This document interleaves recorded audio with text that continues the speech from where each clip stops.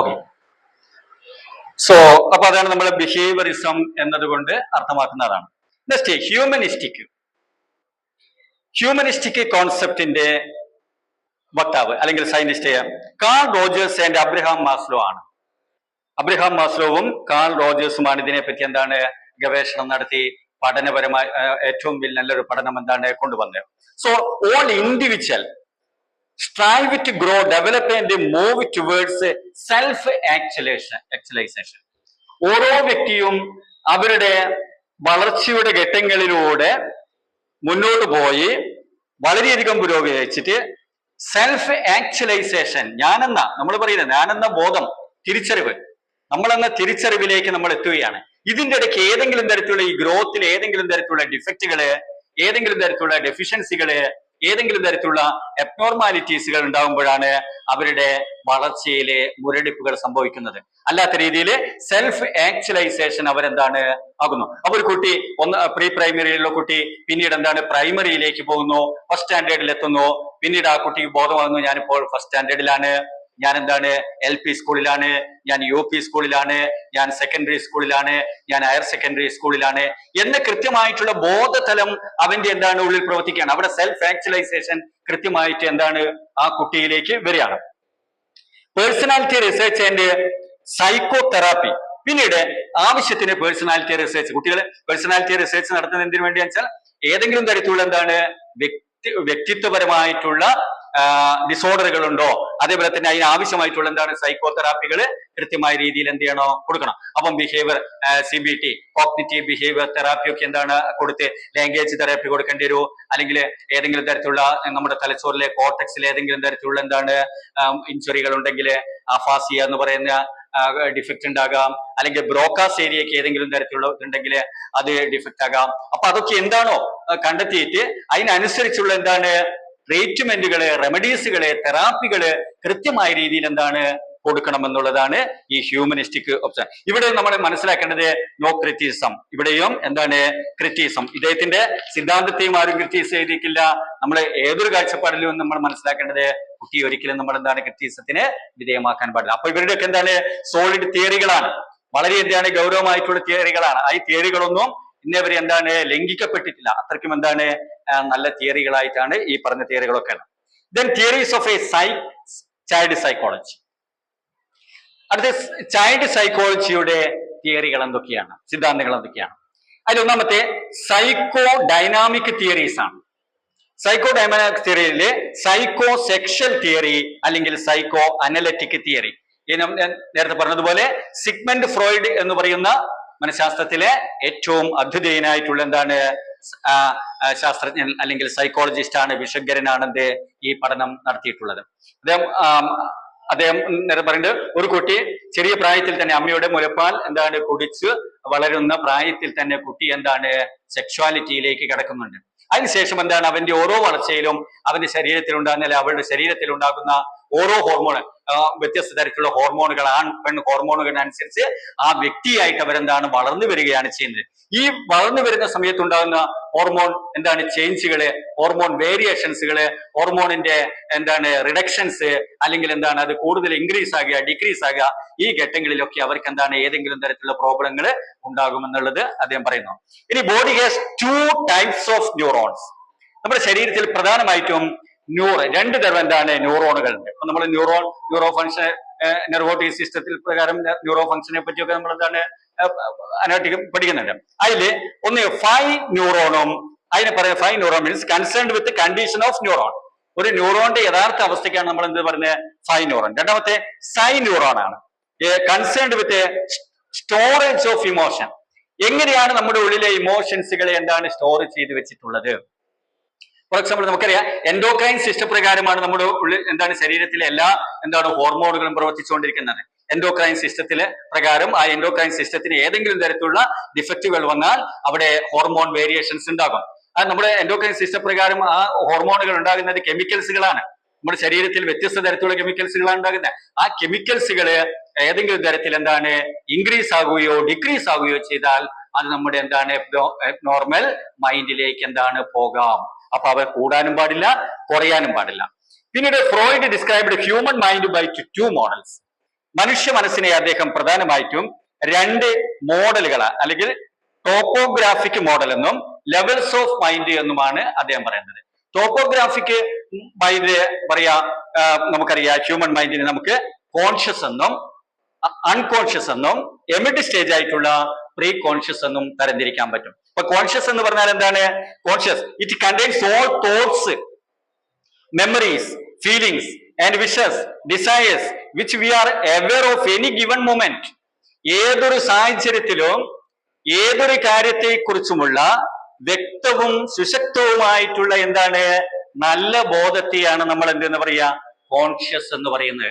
നമ്മൾ നിൽക്കുന്ന ക്ലാസ്സിലാണ്, നമ്മൾ നടന്നു പോകുന്ന റോഡിലൂടെയാണ്, നമ്മൾ ഇരിക്കുകയാണ്, നമ്മൾ ഭക്ഷണം കഴിക്കുകയാണ്, കുട്ടി എഴുതുകയാണ്, ഞാൻ പഠിപ്പിക്കുകയാണ്, തുടങ്ങിയിട്ടുള്ള നമ്മുടെ ചുറ്റുപാടിൽ നടക്കുന്ന ഓരോ എന്താണ് ചിന്തകളും ഓർമ്മകളും വിചാരങ്ങളും വികാരങ്ങളും ഓരോ എന്താണ് ചലനങ്ങളും എത്രത്തോളം നമ്മളെ സ്വാധീനിക്കുന്നു അത് നമ്മൾ കൃത്യമായ രീതിയിൽ നമ്മൾ മനസ്സിലാക്കുന്നുണ്ടെങ്കിൽ നമ്മൾ ഏത് അവസ്ഥയിലാണ്? കോൺഷ്യസ് മോഡിലാണ്. അപ്പൊ ആ അതിനാണ് it also include the memory. ഇതിൽ ഓർമ്മകൾ വരുന്നുണ്ട്, പക്ഷെ which is not always part of conscious. ഓർമ്മ മെമ്മറി എന്ന് പറയുന്നത് ഈ കോൺഷ്യസിൽ വരുന്നുണ്ടെങ്കിലും അത് കോൺഷ്യസിന്റെ ഭാഗമല്ല. കാരണം അതൊരു കണക്ഷൻ ആണ്. നമ്മളിലേക്ക് ഫീലിങ്സും തോട്ടും വരുമ്പോൾ നമ്മളിലേക്ക് സ്വാഭാവികമായിട്ട് എന്ത് ചെയ്യോ ആ മെമ്മറിയും കടന്നു വരും എന്നുള്ളത് ഇതാണ്. അപ്പൊ ഇവിടെ ശ്രദ്ധിക്കേണ്ടത് ഏറ്റവും വലിയ അവയർനെസ്സിനെയാണ് നമ്മൾ എന്തെന്ന് പറയുന്നത്? കോൺഷ്യസ് എന്ന് പറയുന്നത്. രണ്ടാമത്തത് അൺകോൺഷ്യസ് ആണ്.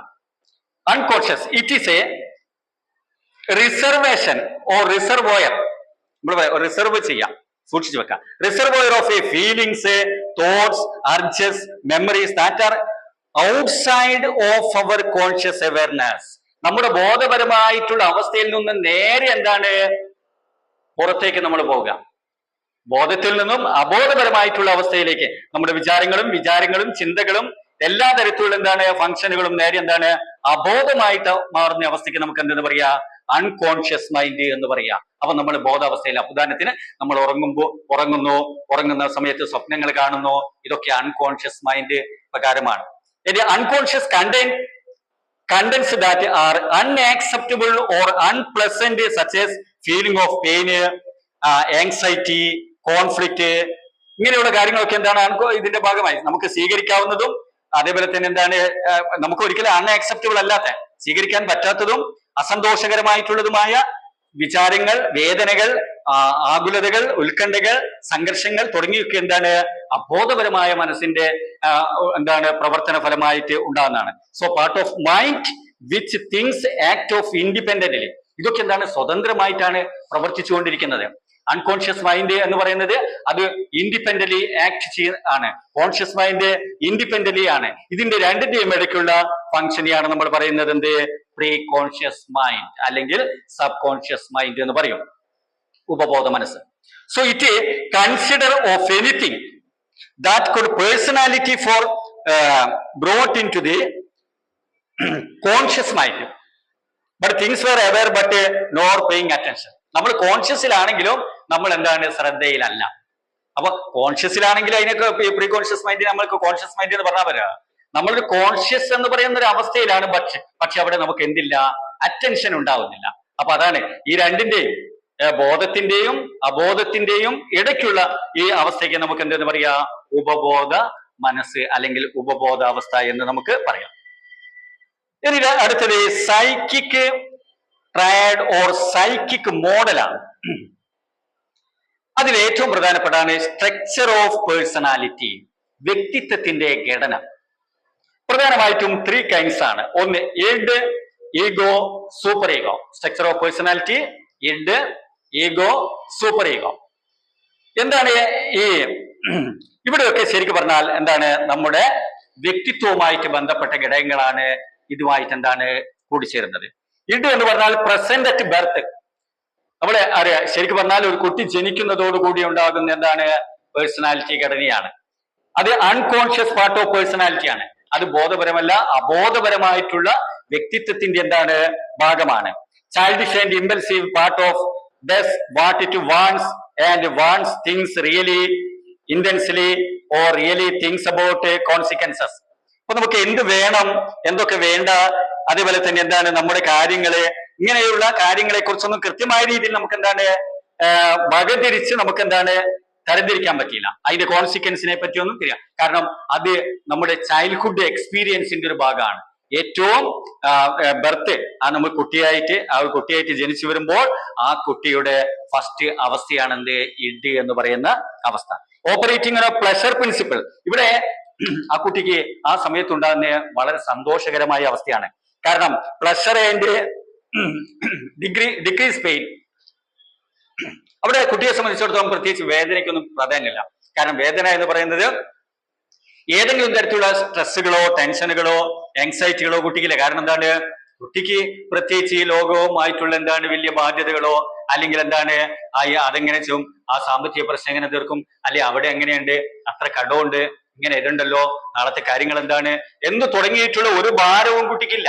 അപ്പൊ കുട്ടി എന്താണ് ഒരു സ്വതന്ത്രമായിട്ടുള്ള ഒരു പൂമ്പാറ്റിയെ പോലെ ചിറകടിച്ചു നിൽക്കുന്ന ഒരവസ്ഥയാണ് എന്ത്, ഇണ്ടവസ്ഥയിലെ കുട്ടിയുടെ ഏറ്റവും വലിയ സന്തോഷം എന്ന് പറയുന്നത്.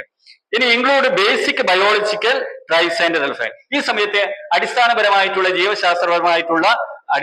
ജീവശാസ്ത്രപരമായിട്ടുള്ള ഇമ്പൽസുകളൊക്കെ കുട്ടിയിൽ എന്താണ് പ്രവർത്തിച്ചുകൊണ്ടിരിക്കും. പതുക്കെ കുട്ടിയുടെ എന്താണ് ഗ്രോത്ത് തുടങ്ങി. ആ ഗ്രോത്തിനനുസരിച്ചാണ് പിന്നീട് എന്താണ് അവർക്ക് പേഴ്സണാലിറ്റി ഡെവലപ്മെന്റ് ആകുന്നത്. രണ്ടാമത്തേതാണ് ഈഗോ arises from id. ഇപ്പൊ നമുക്കറിയാം എന്തിനും ഒരു തുടക്കം എന്താണ് ബർത്ത് അല്ലെങ്കിൽ ചൈൽഡ് എന്ന് പറയുന്ന ആ കുട്ടിത്വത്തിലുണ്ട്. അപ്പൊ ഇതും തുടങ്ങുന്ന എന്തെന്നാണ്, ഇഡിൽ നിന്നാണ്. But acknowledge and deal with reality. പക്ഷേ ഈഗോ ആകുമ്പോഴേക്കും എന്താണ് നമുക്ക് ഒരു യാഥാർത്ഥ്യവുമായിട്ട് എന്താണ് പൊരുത്തപ്പെട്ടു പോകാൻ പറ്റും. Operate from the reality principle. ഒരു യാഥാർത്ഥ്യവുമായി ബന്ധപ്പെട്ടിട്ടുള്ള തത്വങ്ങളിലേക്ക് എന്താണ് വ്യക്തിത്വം എത്തിച്ചേരുന്ന ഒരു ഘട്ടമാണത്. But satisfying its desire the most reasonable and realistic ways by delaying gratification, compromising, or anything else that will avoid negative consequence of going against society's norms and rules. ഇപ്പൊ നമുക്കറിയാം ശരി തെറ്റുകൾ തുടങ്ങിയിട്ടുള്ളതൊക്കെ എന്താണ് തിരിച്ചറിയാനുള്ള ഒരു ബോധം ഈ കാലങ്ങളിൽ ഉണ്ടാവും. ഏതാണ് ശരി ഏതാണ് തെറ്റ് എന്നൊക്കെ ചെറിങ്ങനെ മനസ്സിലാക്കാനുള്ള ഒരു ബോധം, സാമൂഹികമായിട്ടുള്ള എന്താണ് ചുറ്റുപാട്, സമൂഹം, അതേപോലെ തന്നെ സാമൂഹികമായ മര്യാദകളെ കുറിച്ചുള്ള ചെറിയ ബോധങ്ങളൊക്കെ കുട്ടിയിൽ ഈ സമയത്ത് എന്താണ് വരും. അതുപോലെ തന്നെ utilisation of ego defence mechanism. അപ്പൊ ഇവിടെ പലപ്പോഴും എന്താണ് ഡിഫൻസ് മെക്കാനിസം ആണ് ഇതിന് വേണ്ടി പ്രധാനമായിട്ട് എന്ത് ചെയ്യുന്നത് ഉപയോഗിക്കുക. അപ്പൊ കുട്ടിക്ക് അനുകൂലമല്ലാത്ത സാഹചര്യങ്ങളെ അനുകൂലമാക്കി എടുക്കാനുള്ള ഒരു മെക്കാനിസം ഈ സമയത്ത് എന്താണ് കുട്ടിയിൽ പ്രവർത്തിച്ചുകൊണ്ടിരിക്കും. നെക്സ്റ്റ് സൂപ്പർ ഈഗോ ആണ്. So emerging between the age of 3 and 5. 3 മുതൽ 5 വരെയുള്ള വയസ്സിനിടയ്ക്കുള്ള ഘട്ടത്തിൽ തുടങ്ങുന്നതാണ് എന്ത് സൂപ്പർ ഈഗോ എന്ന് പറയുന്ന അവസ്ഥ. അപ്പൊ ഇത് ഇവിടെ മോറൽ കമ്പസ്, പേഴ്സണാലിറ്റി, അതേപോലെ തന്നെ upholding sense of right and wrong. നമ്മൾ നേരത്തെ പറഞ്ഞല്ലോ റൈറ്റും ഏകദേശം റൈറ്റ് റോങ് ഒക്കെ ചെറുങ്ങനെ എന്താണ് അതിൻ്റെതായ കൃത്യമായ രീതിയിൽ എന്താണ് മനസ്സിലാക്കാനുള്ള ഒരു വ്യക്തിത്വം രൂപപ്പെടുന്ന കാലമാണ്. It continues to grow over time, enabling children to adopt more standards. ധാർമ്മികമായ ചിന്താഗതിയിലേക്കൊക്കെ എത്തിച്ചേരുന്നു. Or people they admire like teachers. കുട്ടികളെ എന്താണ് ടീച്ചേഴ്സ് ഒക്കെ എന്താണ് ആകർഷിക്കുന്നു. കാരണം കുട്ടികൾ എന്താണ് നല്ല രീതിയിലാണ് പെരുമാറുന്നത്. ശരി തെറ്റുകളൊക്കെ കൃത്യമായിട്ട് മനസ്സിലാക്കാൻ പറ്റുന്നുണ്ട്. ഏതാണ് ശരി, ഏതാണ് സത്യം, ഏതാണ് എന്താണ് നന്മ, എന്താണ് എന്ത് ചെയ്യണം, എന്ത് എന്നുള്ള നല്ലതും ചീത്തയുടെ വശങ്ങളെ രീതിയിൽ അപഗ്രഥിച്ച് മനസ്സിലാക്കാനുള്ള ഒരു ബോധ മനസ്സ് ഈ ഘട്ടമാകുമ്പോഴേക്കും എന്താണ് കുട്ടിക്ക് ഉണ്ടാവുന്നത്. Operate from morality principle. അവിടെ ഇവിടെ പ്രധാനമായിട്ടും എന്താണ് ഓപ്പറേറ്റ് ചെയ്യുന്ന പ്രിൻസിപ്പിൾ ഏതാണ്?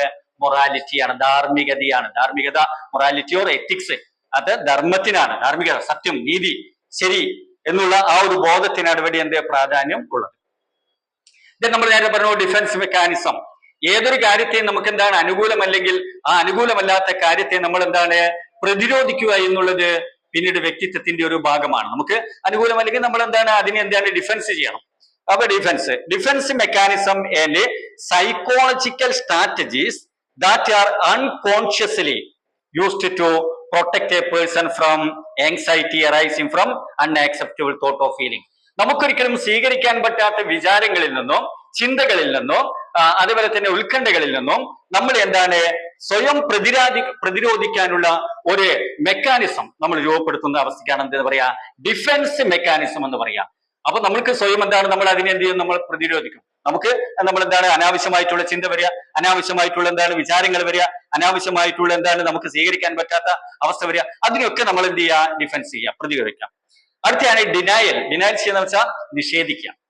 നമ്മൾ പറയും തള്ളേണ്ടി എന്താണ്, തള്ളിക്കളയാന്ന് പറയും. It is an outright refusal to admit or recognize that something has occurred currently occurring. ഇപ്പോൾ സംഭവിച്ചുകൊണ്ടിരിക്കുന്ന പലതും എന്താണ് നമുക്ക് അനുയോജ്യമല്ലെങ്കിൽ നമ്മൾ നേരത്തെ പ്രതിരോധിക്കുകയാണെങ്കിൽ ഇവിടെ എന്താണ് ഡിനൈ ചെയ്യുക, അവഗണിക്കുക. നമ്മൾ എന്താണ് ഉപേക്ഷിച്ചാലേ നമുക്ക് വേണ്ട, നമ്മൾ എന്താണ് അതിനെപ്പറ്റി ചിന്തിക്കേണ്ട, നമ്മൾ അതിനെപ്പറ്റി എന്താണ് ആ ഭാഗത്തേക്ക് നമ്മൾ കടക്കേണ്ട എന്നുള്ള എന്താണ് ഒരു നിഷേധാത്മകമായ സമീപനം നമ്മൾ ഈ എന്താണ് സ്വീകരിക്കുക എന്നുള്ളത് ഈ ഡിഫൻസ് മെക്കാനിസത്തിന്റെ മറ്റൊരു കോമ്പോണൻസ് ആണ്. അടുത്ത റെപ്രഷൻ. റെപ്രഷൻ എന്ന് വെച്ചാൽ നമ്മൾ പലതിനെയും നമ്മൾ എന്താണ് അടിച്ചമർത്തി കളയാം. പലതും എന്താണ് നമ്മൾ പറയില്ലേ, ചിലതെല്ലാം മുളച്ചു വരുമ്പോൾ മുളയിൽ തന്നെ എന്താണ് നുള്ളിക്കളയുക എന്ന് പറയുന്ന അവസ്ഥ. അപ്പൊ നമ്മൾ എന്താണ് അതിന്